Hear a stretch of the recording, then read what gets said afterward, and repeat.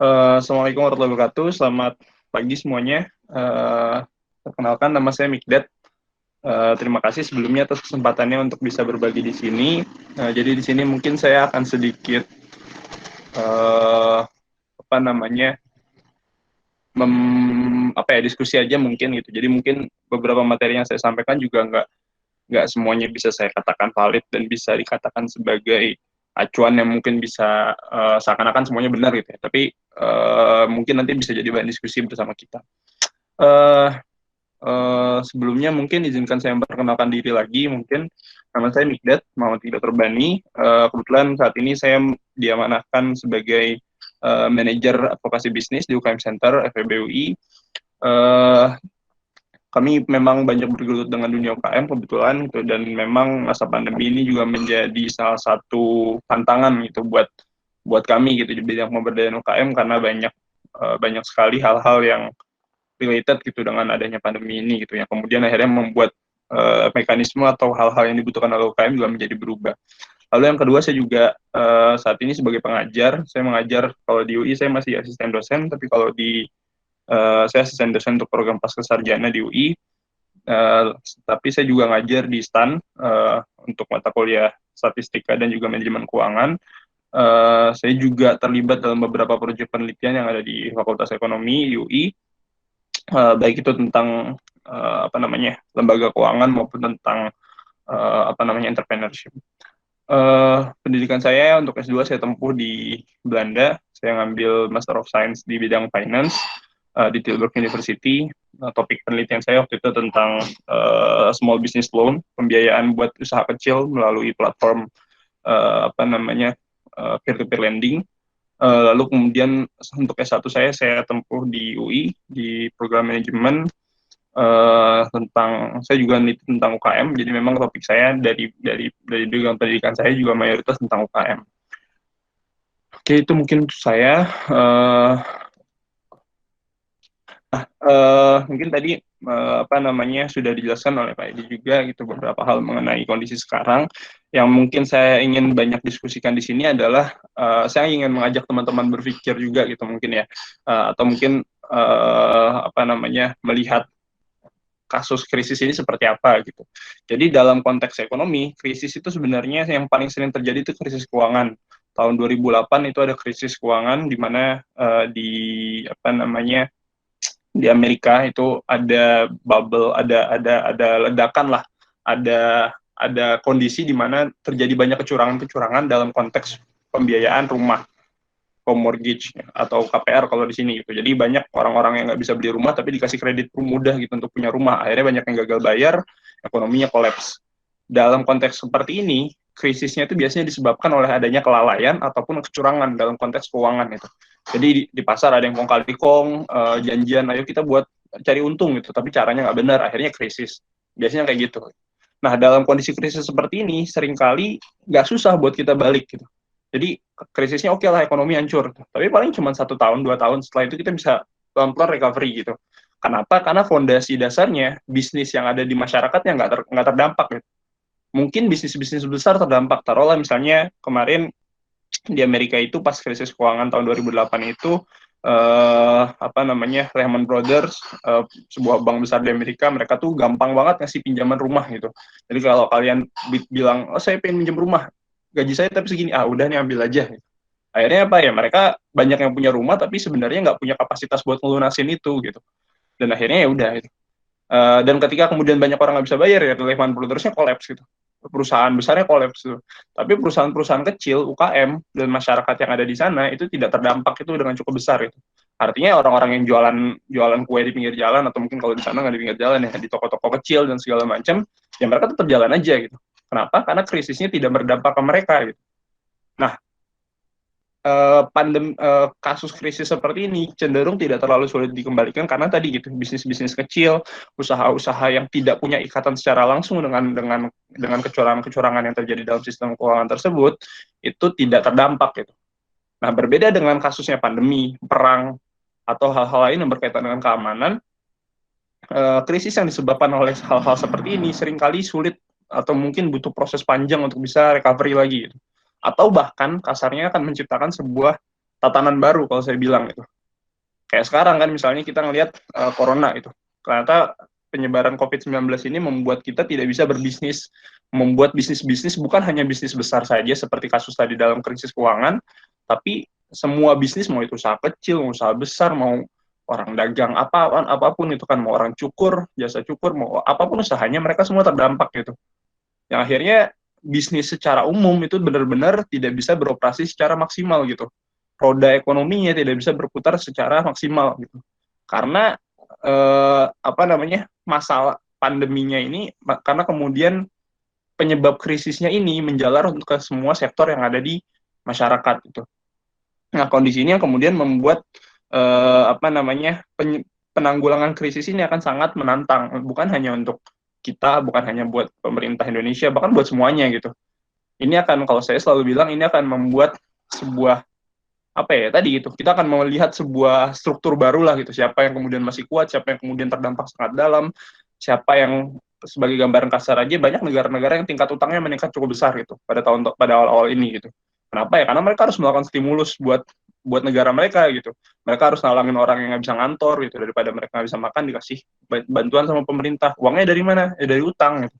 Banyak yang seperti itu gitu. Dan itu satu-satunya jalan memang, ketimbang kita ngelihat banyak manusia yang nggak bisa makan, ya ibaratnya kayak gitu. Dan banyaklah hal-hal lain yang kemudian membuat apa namanya, ya akhirnya apa, negara-negara tertentu utangnya meningkat drastis gitu. Ada negara yang udah banyak utang tiba-tiba ngutang lagi gitu. Nah, yang di saat-saat ini mungkin cukup beruntung ya adalah negara-negara yang mungkin memang tidak menerapkan kebijakan banyak utang sebelumnya, misalnya Jerman. Mereka itu nggak pernah, mereka kebijakan ekonominya tuh tidak defisit. Gambaran defisit tuh kayak pemerintah Indonesia kan menerapkan kebijakan defisit, artinya setiap tahun tuh kita akan lebih banyak mengeluarkan uang daripada mendapatkan uang, kayak gitu. Akhirnya selisihnya ditanggung pakai utang gitu. Nah, Jerman itu tidak menggunakan defisit gitu. Jadi mereka selalu ngepas nih antara pengeluaran sama pemasukan itu. Nah, saat sekarang mereka butuh banyak uang, mereka ngutang gitu. Dan karena belum banyak utang ya akhirnya kan ngutangnya lebih enak ya karena masih sedikit. Nah, peta ini akan berubah, peta ini akan jadi seperti sekompleks itu ya tadi gitu. Kita akan melihat banyak negara yang akhirnya punya ketergantungan terhadap lembaga utang internasional gitu. Atau kemudian ada negara yang kuat, ada negara yang kemudian banyak utang dan seterusnya gitu. Nah, ini adalah salah satu dampak dari krisis yang disebabkan oleh pandemi ataupun hal-hal lain ya. Kalau yang sejenis dengan pandemi saya bilang itu perang, ya kan? Saya bilang bencana alam yang masif yang berdampak kemana-mana. Itu adalah kasus-kasus yang ya krisisnya itu tidak akan semudah krisis keuangan. Hal lain yang menarik juga adalah dalam krisis seperti ini penyebabnya itu bukan sektor ekonomi. Gitu. Sektor ekonomi do nothing sebenarnya dalam kondisi ini gitu. Yang menyebabkan terjadinya krisis adalah hal lain selain ekonomi kan. Dalam kasus ini kesehatan, dalam kasus perang ya keamanan, dalam kasus bencana keamanan itu. Nggak akan bisa kita pulihkan ekonomi kalau sumber krisisnya sendiri belum diperbaiki gitu.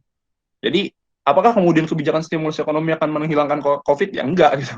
Yang bisa melakukannya adalah sektor kesehatan nih. Kita sangat berharap banget dan apa ya, ya mereka lah kunci utama dalam menyelesaikan perang ini, bahkan perang dalam konteks ekonominya juga gitu terhadap COVID gitu. Karena sebagus-bagusnya kebijakan ekonomi, kalau COVID-nya belum selesai, kita nggak akan bisa melakukan apapun itu. Karena tadi saya bilang apa namanya, krisis ekonominya sendiri itu hanyalah dampak dari adanya penyebaran pandemi gitu. Tanpa menyelesaikan penyebaran pandeminya, ya kita tidak akan bisa move terlalu jauh gitu. Kita bisa menurunkan dampaknya, kita bisa mengurangi efek buruknya, tapi mungkin tidak akan selesai gitu. Kalau kemudian masalahnya sendiri tidak diselesaikan. Nah, dan ini sebenarnya perlu, kalau kita lihat apa namanya,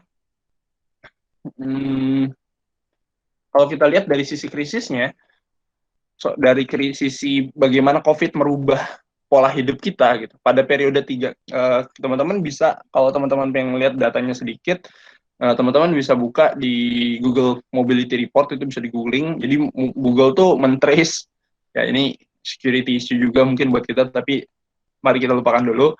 Jadi Google itu mentrace movement kita, kan kita suka nyalain apps ya kan, kan ada location sharingnya gitu. Mereka tuh nge-trace gitu distribusi orangnya secara umum terhadap lokasi-lokasi yang ditandain sebagai lokasi taman, lokasi tempat hiburan, lokasi rumah dan seterusnya. Mereka tuh nge-trace gitu. Ini si A jalan ke apa namanya, ke tempat umum, ke taman misalnya, ditandain sama dia. Nah, dari data tentang mobility reportnya si Google ini terlihat bahwa lokasi-lokasi yang sifatnya hiburan yang versi bukan hiburan utama ya, seperti kafe, shopping center dan restoran itu mengalami penurunan sampai 24% itu dibanding sebelum terjadinya penyebaran COVID. Ini data di Indonesia kayak gitu. Jadi retail dan recreation seperti kafe, shopping center dan restoran itu pengunjungnya turun drastis gitu. Orang yang bergerak ke arah sana tuh turun drastis sampai 24% dibandingkan sebelum adanya periode COVID gitu. Meskipun ini diambilnya jauh sebelum ya. Jadi periode yang saya dipakai di Google ini adalah 3 Januari sampai 6 Februari gitu. Sebelum itu, baseline-nya adalah 3 Januari sampai 6 Februari. Nah, kita membandingkan dari setelah 6 Februari sampai bulan April, sehingga data yang saya pakai dibandingin sama 3 Januari sama 6 Februari gitu. Ternyata periode dari Februari sampai April itu jauh lebih sedikit 24% jika dibandingkan dengan periode 3 Januari sampai 6 Februari gitu. Artinya apa ya? Banyak orang yang memang menurunkan mobilitas dia ke tempat-tempat yang umum seperti itu gitu. Tempat-tempat hiburan yang umum seperti itu kayak gitu. Lalu juga tempat-tempat seperti taman dan lokasi-lokasi hiburan, taman hiburan yang lainnya seperti Ancol, Dufan dan segala macamnya juga mengalami penurunan sampai 21% kayak gitu. Lalu kita juga bisa lihat bahwa transit station seperti stasiun kereta, tempat bis dan segala macam itu mengalami penurunan hingga 47%.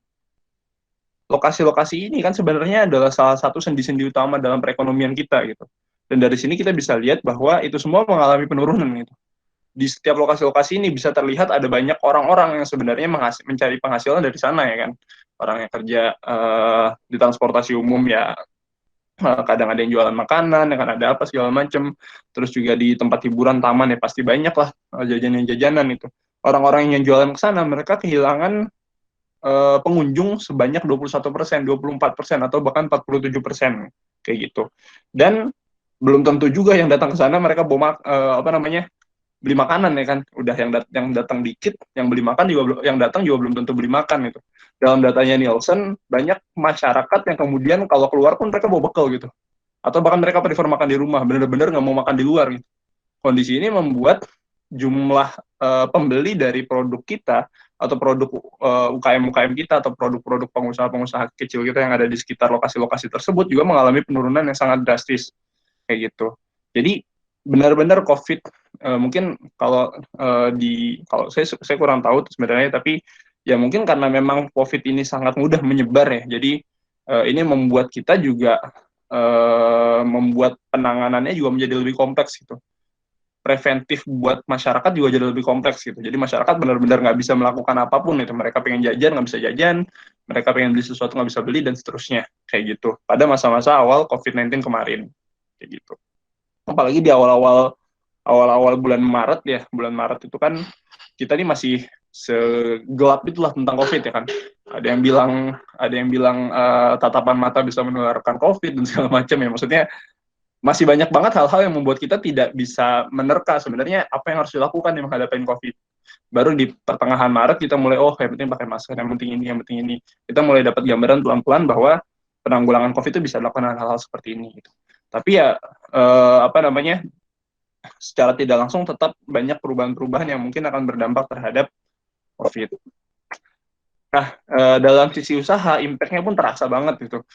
Kalau kami kebetulan banyak berinteraksi juga dengan UKM-UKM dan mereka banyak banget curhat tentang UKM. Kasarnya kami juga di UKM Center menyalurkan pembiayaan kecil teman-teman, jadi pembiayaan buat usaha lah ya, hasil kerjasama dengan salah satu BUMN, dan itu sangat ya saya bisa bilang itu proyek sosial kami lah, karena kami nggak nyari untung lah di sana gitu dengan pinjaman kami. Dari sana kami juga dan peserta pinjaman kami tuh kami bina dengan sangat intensif dari sana, dan dari pinjaman tersebut hampir semua peminjam kami mengajukan restrukturisasi. Artinya mereka harusnya bayar, kami tangguhkan sampai berapa bulan karena memang mereka tidak bisa membayar itu gitu. Kenapa? Karena bisnisnya berhenti gitu. Bisnisnya tidak bisa berjalan dengan normal. Tempat jualan mereka di balai kota biasanya ada, sekarang ditutup karena lagi COVID gitu. Terus juga banyak orang-orang yang toko-tokonya yang biasanya buka disuruh tutup dulu karena PSBB kemarin dan seterusnya kayak gitu. Akhirnya mereka mengajukan untuk tolong dong dilonggarkan, jangan sekarang bayarnya gitu, nanti dulu saya belum ada uang. It's okay gitu, karena memang tujuan kami sosial, apa ya, tujuannya adalah pengabdian sosial kami juga, ya kami tidak menekan mereka, kami bilang oke, nanti kita akan sesuaikan. Tapi secara umum yang pengen saya bilang, UKM itu terdampak sangat besar. Kenapa? Ada dua sisi yang paling enggak menjadi penyebab mereka terdampak. Yang pertama adalah penawaran, dalam artian dari sisi supply bahan bakunya, dari supply tenaga kerjanya, ini benar-benar nggak bisa maksimal. UKM itu kalau kerja di rumah ya kan, usaha-usaha mayoritas kita itu kalau kerja di rumah, tempat tuh terbatas banget lah, ruangan kecil gitu, disuruh jaga jarak ya kan, satu di luar mungkin gitu. Jadi agak sulit untuk menjalankan usaha dengan maksimal, nggak bisa masuk semuanya, ya akhirnya produksinya juga turun banget gitu. Makanya kemudian dari sisi bahan bakunya saja mengalami tantangan yang sangat berat gitu. Belum lagi masalah-masalah bahan baku gitu. Di masa-masa PSBB kemarin banyak sekali akses-akses daerah yang ditutup gitu. Mereka harus, kadang-kadang bahan baku mereka tuh harus diambil dari luar kota gitu. Dan ini membuat apa namanya, mereka kesulitan mencari bahan baku. Bahkan kami juga dapat beberapa insight dari usaha-usaha yang memang kelasnya sudah menengah, kalau mereka mau impor, banyak kan UKM-UKM kita juga yang kadang produknya itu bahan bakunya itu impor, misalnya beli dari China, misalnya beli bahan baku apa, ya mereka nggak bisa ngelakuin itu di masa PSBB kemarin, ya mau nggak mau stop gitu. Semua pengusaha saya yakin terdampak sama COVID. Memang dalam survei Nielsen yang lain ditemukan bahwa ada sektor-sektor yang memang improve sendiri gitu. Ya memang karena related dengan penanganan COVID, misalnya sektor kesehatan ya kan, obat-obat atau minuman-minuman suplemen itu juga mengalami peningkatan dalam sisi pembeliannya ya, itu kan penjualannya. Karena memang kan orang-orang juga pengen menjaga kesehatan yang lebih baik, akhirnya meningkat gitu.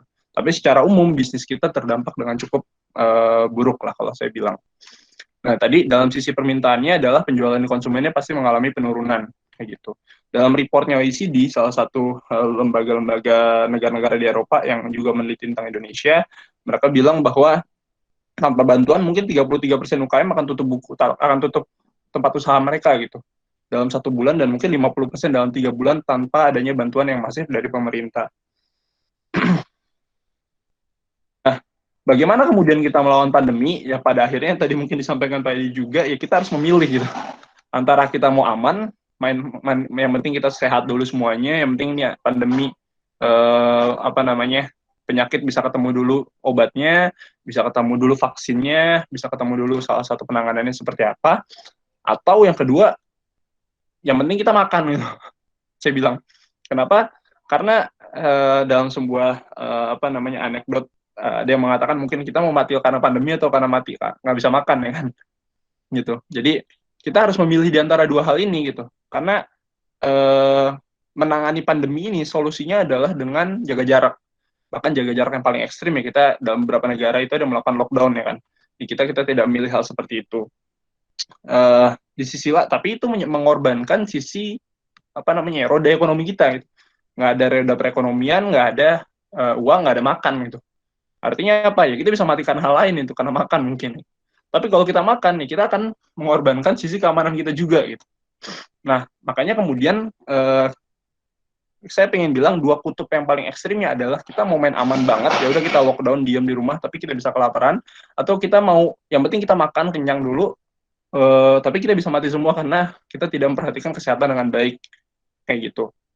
Nah, pada akhirnya kita mencoba memilih untuk new normal. Apa yang coba dilakukan dalam new normal?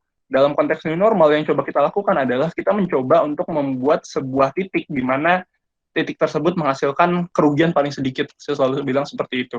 Sebenarnya ini saya salah kata ya, bukan victim, tapi lebih ke expense kali ya. Jadi nggak harus korban, tapi mungkin biaya atau mungkin hal-hal buruk yang dikorbankan seperti apa. Jadi saya pengen bilang, saya percaya bahwa kurva dalam ekonomi itu kami menggambarkan sesuatu itu dengan 3 hal, persamaan matematika, kata-kata, dan juga grafik. Nah, salah satu yang mungkin saya ingin bisa gambarkan di sini adalah grafik gitu. Jadi kasarnya kalau kita pengen bilang bahwa di sisi sumbu Y di sini adalah korban atau bukan korban ya, mari kita ganti jadi lebih ke expense. Jadi expense yang muncul karena health issue atau expense yang muncul karena victim issue gitu. Kalau kemudian kita mau ekstrim, kita hanya peduli pada kesehatan saja, maka mungkin biaya kesehatannya nol. Dampak buruk dari kesehatannya nol. Sedangkan kalau kemudian kita Tapi kalau kita lihat dampak dari ekonominya bisa sangat tinggi gitu. Begitu pula kalau kemudian kita mau peduli sama ekonomi aja. Apa dampak ekonominya di sini kan titik nol, nolnya ditarik ke sini, dampak ekonominya itu kan nol karena di sini. Tapi korban dari sisi kesehatannya itu bisa tinggi banget. Gitu. Apa yang coba kita lakukan dengan berbagai kebijakan yang kita buat, regulasi-regulasi yang kita buat, kita tidak bisa menjamin bahwa korban dari kesehatan atau biaya dari penanggulangan kesehatan ini nol, dan juga biaya dari ekonomi nol. Gitu. Yang kita mungkinkan adalah kita melandaikan kurvanya, ini bukan kurva yang biasa dibicarakan dalam penanganan COVID ya, tapi ini lebih ke kurva expense-nya lah. Kita coba lakukan adalah kita mencoba mencari sebuah titik yang biaya korban kombinasi dari atau biaya yang muncul dari penanganan kesehatan dan ekonomi itu menjadi lebih kecil gitu. Jadi karena kurvanya ini tidak lurus, kalau lurus kan berarti selalu ada korban, kita benar-benar memilih antara kesehatan atau ekonomi gitu. Tapi kalau kurvanya tidak lurus atau di sini saya bilang curve, maka mungkin sekali ada sebuah titik yang ini kalau dalam matematika, kalau teman-teman ingat pelajaran SMA itu ada fungsi kuadrat, itu akan menghasilkan titik minimum. Dia punya titik minimum dan titik maksimum lah dalam persamaan matematika di SMA gitu. Nah, di sini kita mencoba untuk mencari sebuah titik minimum yang menghasilkan cost tersedikit, baik itu dari masalah kesehatan maupun dari masalah ekonomi. Itulah yang kemudian coba diramu oleh pemerintah dalam bentuk new normal gitu. Jadi, oke lah, saya nggak bisa mengorbankan kesehatan secara umum, saya nggak bisa mengorbankan ekonomi secara umum, mari kita combine. Tujuannya apa? Menghasilkan sebuah titik yang memberikan total cost lebih rendah dibandingkan kalau kita memilih salah satu aja gitu. Jadi mungkin nggak selesai semua kesehatan, masih ada biaya yang muncul, artinya mungkin masih ada korban yang meninggal gitu, atau masih ada penyebaran itu. Tapi setidaknya tidak sebesar kalau kemudian kita yang penting masuk kerja semua tapi nggak dipeduliin. Di sisi lain, mungkin juga masih ada ekonomi yang terdampak karena memang kapasitasnya tidak boleh maksimal, tapi setidaknya tidak semua orang menjadi korban dari COVID ini kayak gitu. Maka kombinasi itu yang coba dibuat dalam new normal. Ada pertanyaan, apakah kemudian new normal ini mengartikan pemerintah bisa diartikan pemerintah lebih peduli ekonomi daripada health issue? Saya tidak bisa menjawab secara pasti gitu. Tapi yang terpenting adalah kita cukup lihat aja gitu, seberapa serius pemerintah menerapkan new normal itu sendiri gitu. Dalam konteks ini ya seberapa serius mereka membuat kebijakan dan menerapkan kebijakannya di lapangan gitu. Karena kuncinya di situ sebenarnya gitu. Mungkin yang selama ini terlihat, lebih honest, buat saya mungkin masih banyak kebijakan-kebijakan yang bagus sebenarnya dibuat oleh pemerintah, tapi mungkin eksekusi di lapangannya yang belum rapi kayak gitu ya. Yang akhirnya memang terlihat masih butuh keseriusan lebih lah dalam pemerintah, karena pemerintah kan tidak hanya sebagai, terutama saya bilang ya, pemerintah dalam konteks ini presiden dan jajarannya kan bukan sebagai legislator, tapi mereka adalah eksekutor yang harus memastikan, namanya eksekutor kan berarti harusnya peraturan yang mereka buat itu terlaksana gitu. Bukan hanya peraturan yang sudah, mereka tidak terhenti pada kewajiban membuat peraturan, tapi melaksanakan peraturannya. Maka bagaimana caranya masyarakat dibuat tertib gitu. Dan mungkin yang jadi tantangan juga, yang mungkin banyak didiskusikan juga adalah kenapa kemudian seakan-akan yang salah selalu masyarakat gitu. Jadi menurut saya dalam konteks ini pemerintah yang harus ambil garda terdepan gitu. Keseriusan atau tidaknya mereka dalam menjaga kesehatan masyarakat kita dalam konteks normal ini itu dilihat dari seberapa tegas mereka menerapkan kebijakan-kebijakan yang mereka buat terkait dengan new normal. Jadi kalau dibilang apakah new normal mengorbankan semua aspek kesehatan yang penting ekonomi jalan, enggak juga, karena sebenarnya ini adalah bentuk kombinasi untuk menghasilkan titik paling minimum lah dari sisi biaya yang muncul. Namun kalau kemudian ini hanya nama saja, tapi artinya dalam pelaksanaan itu masih banyak kekurangan-kekurangan dalam hal eksekusi, bahwa kita harus jaga jarak, kita harus ini segala macam, maka ya nggak salah juga kalau kita berpikir bahwa ini terlalu ekonomi gitu, tapi melupakan sisi kesehatan yang sebenarnya kita masih berperang melawan COVID. Nah, bagaimana kemudian gambaran new normal ini terlihat sebenarnya dalam Google Mobility Report tadi. Kalau kita akses datanya pada bulan Mei, ini mulai terlihat teman-teman. Saya belum cek lagi yang baru-baru ini apakah Google sudah ngeluarin lagi atau belum. Tapi di bulan-bulan Mei misalnya di daerah di Indonesia, yang tadi saya bilang, mulai ada peningkatan traffic. Yang paling kentara itu adalah kita mulai berani ke tempat belanja gitu. Jadi kalau di bulan-bulan April kita bandingin sama bulan Januari Februari itu lebih rendah dibandingkan baseline. Tapi di bulan Mei kita udah gak tahan ya untuk nggak ke paling nggak ke warung lah, bukan ke warung sih, ke Alfamidi gitu, ke tempat, saya nggak boleh sebut merek ya, ke ya tempat-tempat belanja lah gitu, yang groceries lah kayak gitu. Kita mulai pengen belanja sesuatu yang pengen kita beli gitu. Dan ini mengalami peningkatan di banyak tempat gitu di bulan-bulan Mei kayak gitu. Jadi apa namanya, dan sebenarnya tidak hanya sektor ini teman-teman, sektor-sektor lain semuanya juga mulai meningkat. Jadi kita mulai, ya saya tidak tahu ini baik atau tidak secara kesehatan, tapi ya kita sebagai manusia mulai tidak tahan di rumah aja gitu. Kita mulai pengen keluar, kita mulai pengen berinteraksi, dan itu oke selama kita mengikuti prosedur yang sudah dibuat oleh pemerintah. Dan ya mungkin di bulan-bulan ini, di bulan-bulan Juni atau menjelang Juli nanti, traffic kita akan meningkat kalau kita bandingkan sama masa-masa saat PSBB gitu. Hopefully pada saat yang sama jumlah korban kita juga, jumlah penderita atau positif COVID kita tidak mengalami peningkatan yang sama juga. Kayak gitu. Jadi sebenarnya mulai nih, kita mulai mengalami peningkatan pelan-pelan, bahkan dari bulan Mei akhir kemarin tuh kita udah mulai apa namanya ya, masyarakat udah mulai berinteraksi atau mulai keluar lagi lah ibaratnya dari rumah untuk melakukan aktivitas-aktivitas ekonomi mereka. Nah, pemerintah juga sebenarnya melakukan beberapa kebijakan teman-teman, kalau saya bilang cuman memang tidak sebanyak negara-negara di Eropa. Ini salah satu report dari OECD juga. Salah satu kebijakan yang paling terasa adalah meringankan pajak gitu. Jadi kita banyak sebenarnya pajak yang nggak perlu dibayar di periode-periode ini. Cuman kalau apa namanya ya kalau buat masyarakat umum mungkin belum terasa ya. Yang belum pernah bayar pajak mungkin nggak akan berasa karena belum pernah bayar pajak gitu. Tapi kalau kemudian orang-orang yang rutin bayar pajak tuh kan, oh lagi nggak kena nih, lagi diringankan segala macam kayak gitu. Lalu juga mungkin yang sudah dilakukan adalah ada banyak grant sama subsidi. Cuman memang kemarin Pak Jokowi juga baru marah-marah ya bahwa banyak program-program penyaluran yang belum tersalurkan itu, entah itu buat nakes, entah itu buat UKM.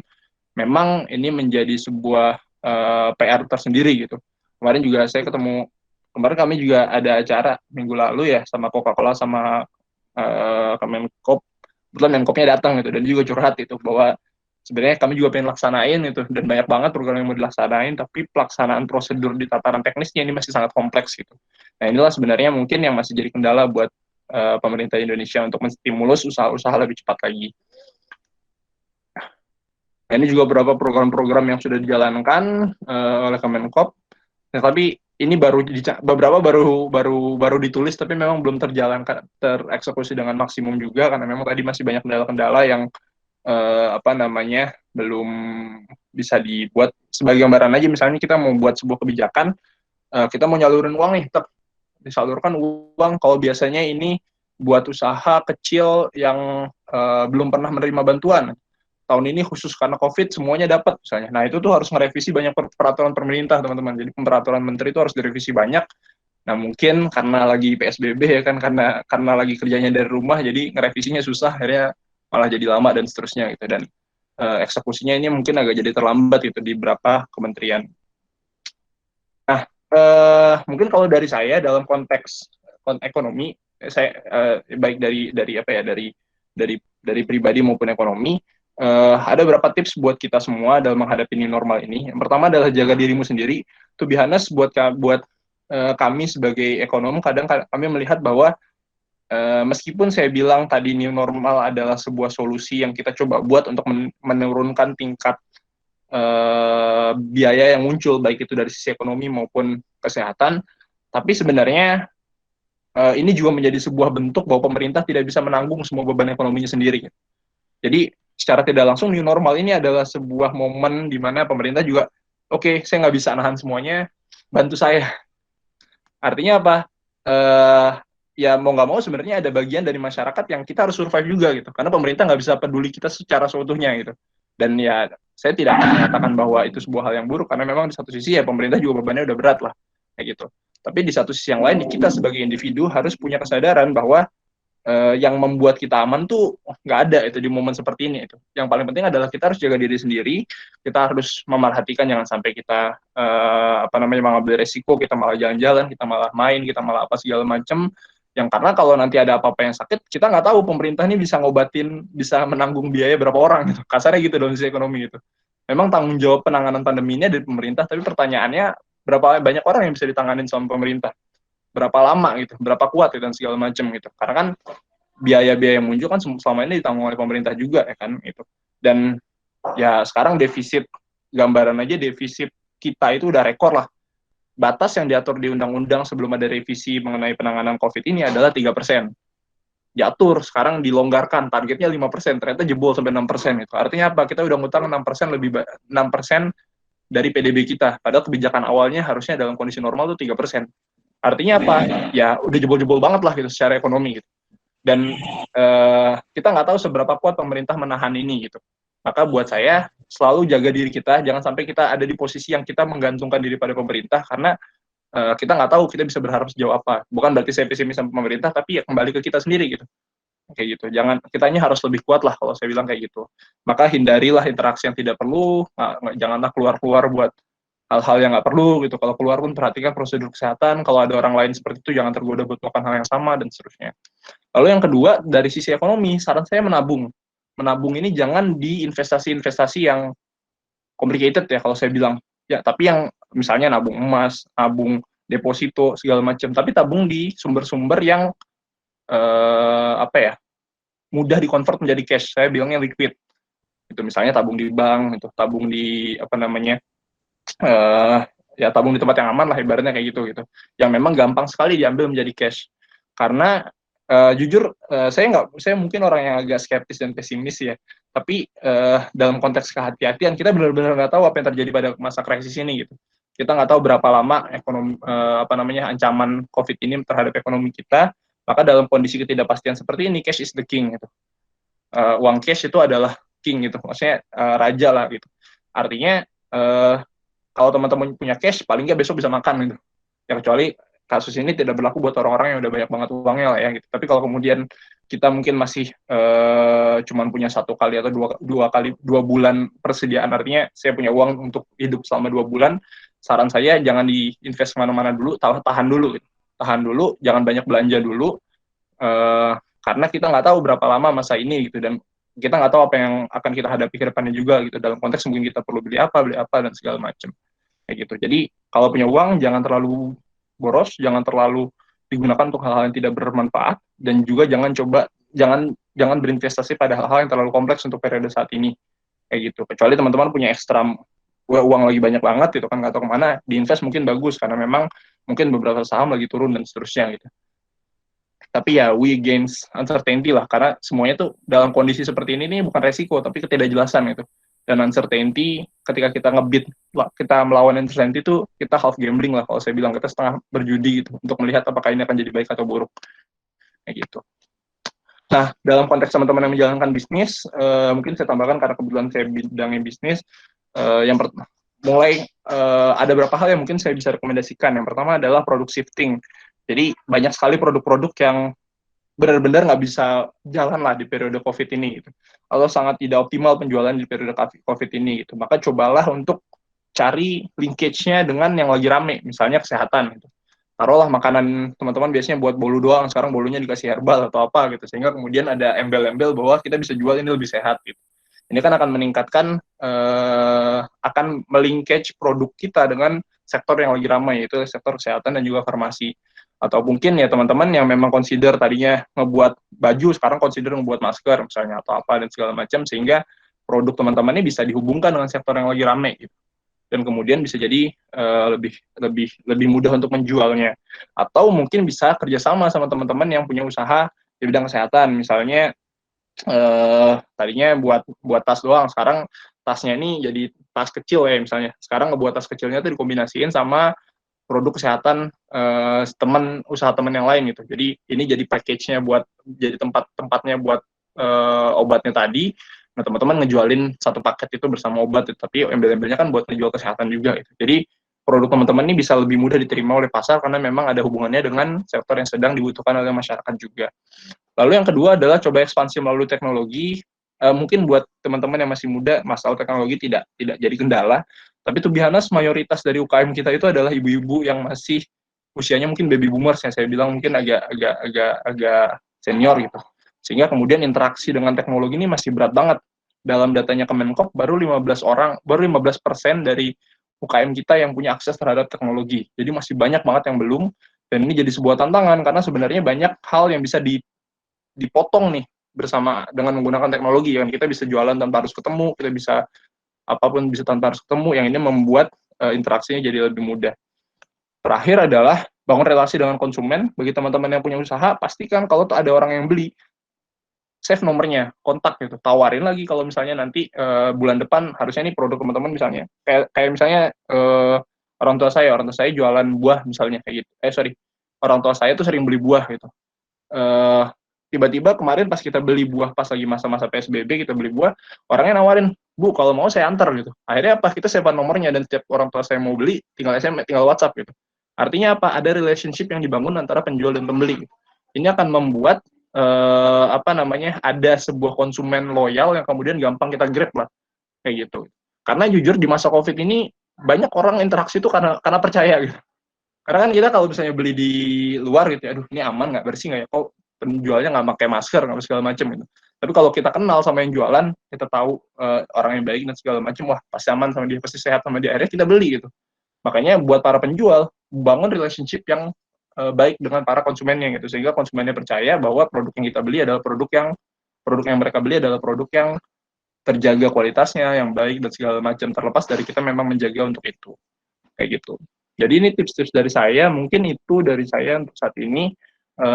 Sisanya saya kembalikan kepada moderator. Terima kasih banyak. Assalamualaikum warahmatullahi wabarakatuh. Ya, Waalaikumsalam warahmatullahi wabarakatuh. Ya, terima kasih Bapak Mikdad atas penjelasannya. Jadi itu ya teman-teman. Jadi emang COVID ini membawa harus perlu kerjasama di banyak sektor gitu. Kalau kita ingin cepat menghentikan COVID, jadi kita harus kerjasama, patuhi protokol kesehatan, dan selalu jaga kebersihan kita.